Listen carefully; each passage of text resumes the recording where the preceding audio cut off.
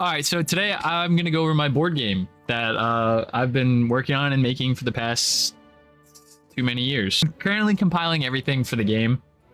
Um, so to start, it's called Lombard's Labyrinth. This is early official art. It's gonna be cool to look back on one day. Actually, now that I think about it, of what the front cover of the board box should look like. I have it back here, my own copy. I'll show that again later. But I want to make some revisions to this, and then we have an exclusive Kickstarter idea. No idea if it's going to go through still.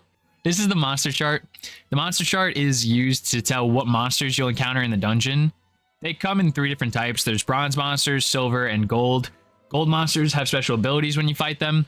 And then obviously, I say obviously, it's obvious to me because I made the game. Bronze monsters have lower stats than silver monsters, and then silver monsters have lower stats than gold monsters. So there's the company logo. Then you have the board art. This is also official for my artist. She's amazing. So you've got the labyrinth or the dungeon or whatever you want to call it, where you explore. And then you have where you start in the top corner, A1, and then you have to get to the bottom, and 14 for the boss. We made it the grid so that you can kind of say where you're going to discover, quote unquote, which is where you pull a tile and place it. Then on the left, you have all the different tiles. Again, official art, everything like that. So you've got like the different types. You have the basic tiles, dead end, T, 4-path, L, straight, rotate tiles that when you jump on them, they go clockwise 90 degrees. Swap tiles, which you could swap them around with the discovered one when you pull it. All of the bronze monsters, the silver, the golds. Then you have the shops, secret passages, tar pits, items, pitfalls, boss, campfires, which are on the back of normal 4-path tiles. And then you have chest tiles. You have all the monsters, silhouettes. Then up here you have, this is AI for now. There's only one official card done. So again, this would be cool to look back on one day. See where the inspiration came from and how we kind of got where we are now. So these are the 10 bosses that are in the base game. They all have a basic ability that takes place during combat, which is the top one. And then the bottom ability is something that takes place in the entire dungeon or labyrinth as soon as they're discovered. So when the first player encounters and spawns in the boss, this bottom ability now takes place in the entire labyrinth. Some of them are combat abilities still, and some of them are board abilities. It changes. But basically, Count Drakova says, all bat tiles return to the bag, and all bat stats are now doubled. So what that basically means is there's only 3 bat tiles in total, but they go back to the bag, which means there's a chance if someone's still discovering, they pull a new bat, and then it gets double stats, which is kind of crazy. Because I think they only have 8, so they get 16, which, is that more than 11? No, it's tied with a boss. They would basically be tied with a boss. So there's a chance of basically pulling like a boss level bat, which is just kind of cool. So that works for everybody, things like that. Then you go to the gold items. These are all special items you could pull from a chest if you get a key item and things like that. I still have to get the item cards, I realized. I didn't pull them out yet.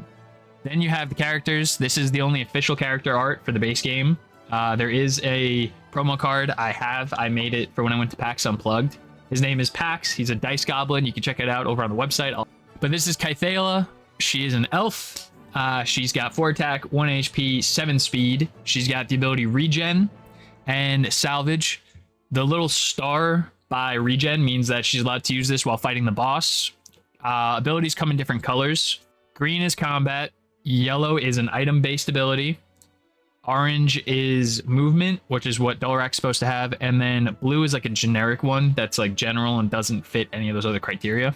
So you've got Kythala, Dolorak the dwarf, Favian, he's a human, Mythalian, who's a shapeshifter, Grandmaster Olaf, who's also a human, Sir Emmett, human, Rook the Insatiable, an orc. This is an early concept of Yukimura. We're working on him. He's going to get some more tweaks. Raiden, human, and Asher of the Guild, human. They all have their unique abilities, things like that. You can check them out. And then, oh, there's Pax. I don't even got to show Pax. There he is. So this is Pax. Promo card's purple. And yeah, he's just a cool little dice goblin that lives in the Arachma Desert. If you know the map and things like that, you can check that out. and you can kind of see some stuff. He's got a little lore on the website too. And then this is the starting idea of the back of the cards. So it's going to look something like this, but we're tweaking it a little more. But I figured it's cool to show the process of how we got here. And then there's the instructions, which they all look like this. There's some stuff that still has got to get tweaked, but the premise of this is it's supposed to be like a job board for like D&D. So it's like a stone wall with like a job board and people were pinning up, and that's how you learn the game. It's the instructions. Now I guess I'll open up the item card so I can show you guys that. You guys can see this. It's still technically official artwork. Not official, I don't know. Before I got the idea to kind of ask my artist to do full art for the board game, I had her do first like just images. So this was the original gold items that you just saw.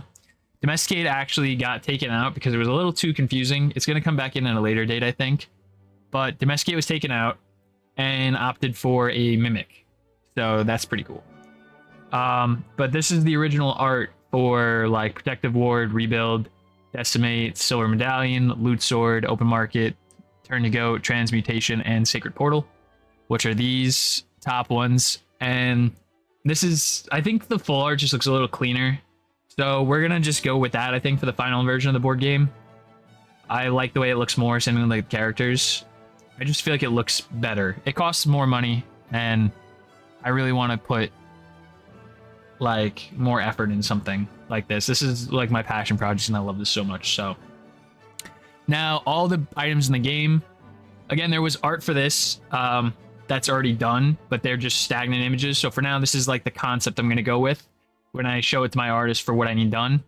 But you've got shield 1 to shield 5, sword 1 to sword 5, boots 1 to 5. Then you have the campfire card, mutton, bait, and then I have 2 copies of bait and 2 copies of campfire because I don't know which one I like better. If I like the idea of just like a piece of meat on the ground or the monster coming around to get the meat. Campfire, I like the colors of this one, but the vibe of that one, so it's hard. Magic Elixir, Ancient Key, Detection Lens, and Rediscovery. That's pretty much everything that's art-wise, I think, in the base game. So this was everything that's been needed for the base game to get it off the ground. There's still more that's got to get done. We still need to do back of the cards. We still need to get all the art for the board game done, like all those cards you see. I got to redo the instructions. We got to do the instruction cover, instruction back, the back of the box. But for now, this is everything that's been established. So official stuff is all on the left here. All this is done and official.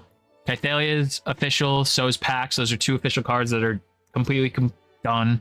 Instructions, pretty much. There's little things in there, like little tiny images that have to get swapped out, but they're pretty good. I feel like I'm missing something, but that's probably just the stuff that comes in the box. Like you get 4 or 5 dice, depending. You get your little meeple. I use a tile bag. We'll go over my prototype at first. That would be a pretty cool video to see how far we've come. And I can kind of explain that because it was pretty crazy. But for now, this is just about where we're at currently. And we are, what are we? In 5 months, we're hoping to have all of this art done, all of the cards done, the instructions done, the cover art. This one, like I said, is not going to be the first run, so we got a different concept coming out, so I'm excited to show that when it's all said and done.